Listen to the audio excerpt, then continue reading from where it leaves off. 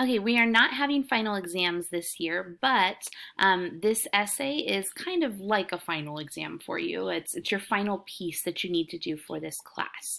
All right, and there's obviously no multiple choice, nothing like that, because it's not a final exam. All you need to do is write an essay. Okay, and the essay topic is one that we've kind of been charting as we've gone along, Romeo and Juliet.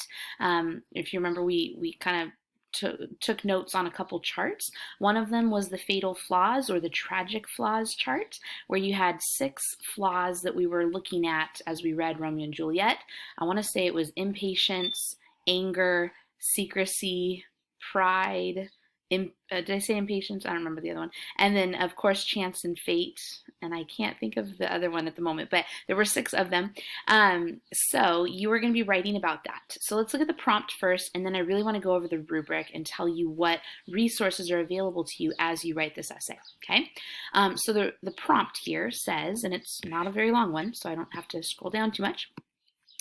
In at least 5 paragraphs, so you need to have an intro paragraph, 3 bodies, and a conclusion. Okay, 5 paragraphs. Explain what led to the deaths and the general tragedy in Romeo and Juliet.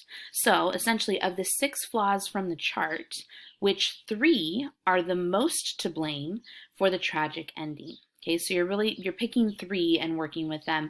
Obviously, each body paragraph would be talking about a different flaw. Explain how these 3 flaws played a role in leading to death and catastrophe. In your conclusion, you may want to explore whether or not you think the tragic events in the play could have been prevented, and that might lead to a discussion about chance and fate as well. But, had they been more patient, would things have been different? Had they been able to control their pride, would things have been different? That type of thing. Okay, so select 3 flaws and build your essay with specific examples. And please, please, please understand, you are not limited to the examples that I gave you on the chart. Okay, there are plenty more examples within the play. Feel free to use them. All right. You must include at least 3 direct quotes in the essay. So you should have at least 1 quote per body paragraph. Okay, can you have more than 1 quote per body paragraph? Absolutely. Okay, you need at least 2 examples per paragraph, 2 concrete details per paragraph, and one of them has to be a quote, but you can have 2 quotes per paragraph if you want. You can even go to as many as 3 examples per paragraph. In fact, I would highly recommend for most of you guys that you would include 3 examples, not necessarily just 2. Be sure to lead into the quote with appropriate context and to document them correctly. Again, your parenthetical citations will look different than a normal MLA formatted essay. Okay, so act, scene, line, 1.5.12 through 14. Okay, so it would look exactly like this within the parenthetical citation. You don't even need to use Shakespeare's name. We know that Shakespeare is the author. Okay, there are some different resources for you under this module, under the week 18 module that you guys should take a look at. I did kind of an outline reminders video. You should take a look at that because you will need to include a properly formatted outline. So I would take a look at those reminders. It'll remind you of things like, hey, don't write incomplete sentences on your outline, and it'll kind of go over each level and what an outline should look like. Please be aware that that outline video I initially created for my juniors. So if I say some things that you're like, wait, that doesn't sound right, it's for the juniors. The actual writing principles are the same. Okay, so if I start talking about topics that you haven't heard of, then maybe think, okay, yeah, that's for the juniors. But the actual writing pieces, like the stuff that is the content that is about writing your outline, will be the same whether you're a junior or a freshman in freshman honors. Okay, so just be aware though that if you hear something you're like, what? That might be for the juniors, but the actual outline requirements are the same. Okay, then I did a writing skills reminders video, and that one I made sure to tailor it more specifically to this particular essay, and I tailored it specifically to you guys. All right, so that one is especially helpful. It's going to remind you of what I expect to see in your essay. What do I expect to see out of an intro paragraph? What do I expect to see in your body paragraphs? And I'll even give you an example of a body paragraph. And what do I expect to see in your conclusion paragraph? So I highly recommend that you check that out. Even if it's a little bit long, it is well worth your time if you're going to be writing this essay, which you are. Okay. And then I also posted a works cited reminders video, and you guys are in luck in some ways. You do have to have a works cited, but you only have to have one source on there, because the only source you may reference in this particular essay is Romeo and Juliet.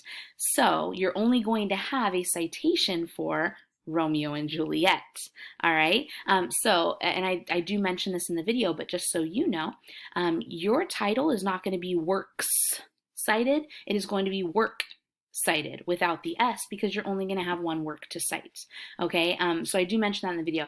That works cited overview video or review video, again, was initially created for my juniors.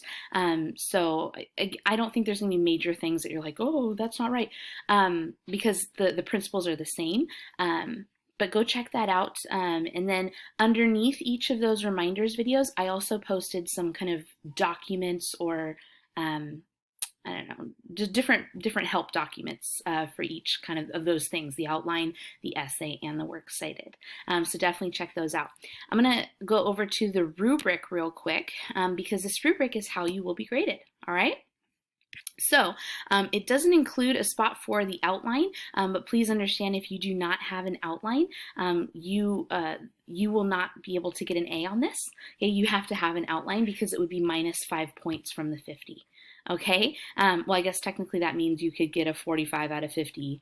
So there you go. Same thing with the works cited. If you don't have it, it's minus 5 points. Okay, don't do that to yourself. Make sure you have the outline. Make sure you have the works cited. You have to have them both. It's not a spot on the rubric. You know, there's not an amount value for it. But if you don't have it, it will hurt you. Okay, so make sure you have the outline, make sure you have the works cited, because without either one of those, let's say you don't have the outline, the best you can get is a 45 out of 50, and that's if everything else is perfect.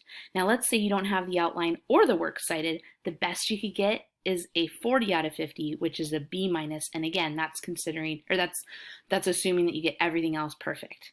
Okay, so don't do that to yourself. That would be crazy. So make sure that you have them. It's not that difficult, okay?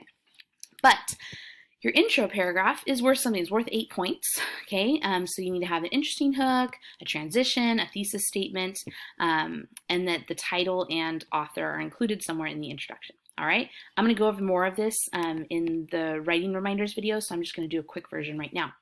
You get 6 points for your topic sentences, strong single statements of idea that includes one flaw and how that flaw more specifically leads to the tragedy. 6 points for your concrete details, at least 2 relevant examples that support the topic sentence, and at least one of those examples must be a quote. Okay? Analysis, obviously you know what to do there. You get 10 points there, so I want to see some good analysis. Transitions from analysis to the next concrete detail. So from example to example, I want to see a transition, and I want to see a transition from paragraph to paragraph. Okay? For quotes, you get 6 points, having at least 3 quotes total, 1 in each paragraph, that need to be smoothly integrated with a contextual lead-in and properly cited according to the standard citation format for plays. You get 5 points for having a conclusion, where you restate the thesis in different words, and then you close out the essay in an interesting way. And then, of course, mechanics do matter, and MLA format also matters, but it should be relatively free of grammar, punctuation, and spelling mistakes.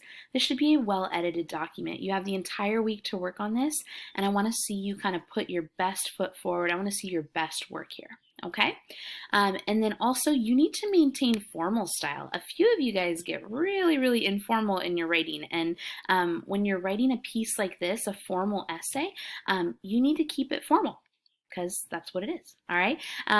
No personal pronouns like I think, or I believe, or in my opinion, or we can see that, or anything like that. You guys are way more advanced than that. You don't need it, all right? So overall, this is worth 50 points, so Yeah, go check out those videos that I posted and look at the documents as well. Those will be really, really helpful to you. And good luck.